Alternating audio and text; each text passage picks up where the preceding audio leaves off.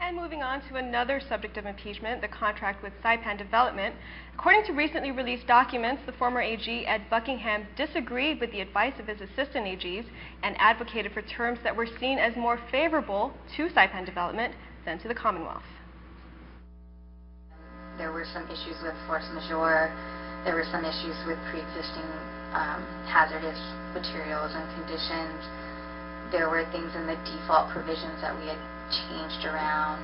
There were also a lot smaller things, word choices, rights to review, how those kinds of things, and it's been a couple months and there were so many.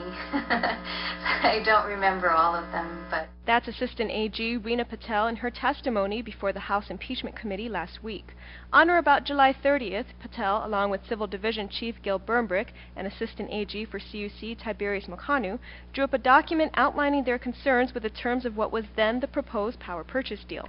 They submitted those concerns to Buckingham, who responded via email within the same document.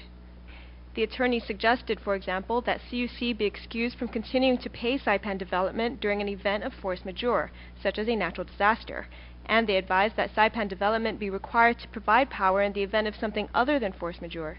Buckingham said these were non-issues and unfair to Saipan Development. The attorneys also recommended that engine specifications be included in the contract. They suggested medium-speed engines with a 16.5 kilowatt-hour per gallon or greater efficiency. Buckingham questioned that, noting it would exceed 10% improvement and seemed, quote, hyper-technical and micromanaging, end quote. As for environmental impacts associated with plant construction and operation, the attorneys advised that Saipan Development should be responsible. In addition, they said CUC should be able to determine if remediation would be too costly and have the ability to recommend an alternative site or terminate the contract if no reasonable alternative could be found. Buckingham said that would be a potential deal killer, and he asked, quote, how do we mitigate SDLLC risk, end quote. Buckingham also said the firm should not be responsible for environmental issues they didn't cause. In what was perhaps one of their most significant recommendations, the attorneys urged that CUC be allowed to pay only for energy that it uses and have full flexibility to integrate renewable energy. Buckingham nixed the idea, writing, quote, this is a deal killer, end quote.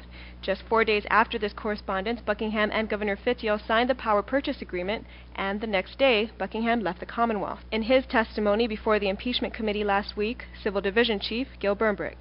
Now, there comes a point for people like us and the Office of Attorney General where you leave it to the policymakers.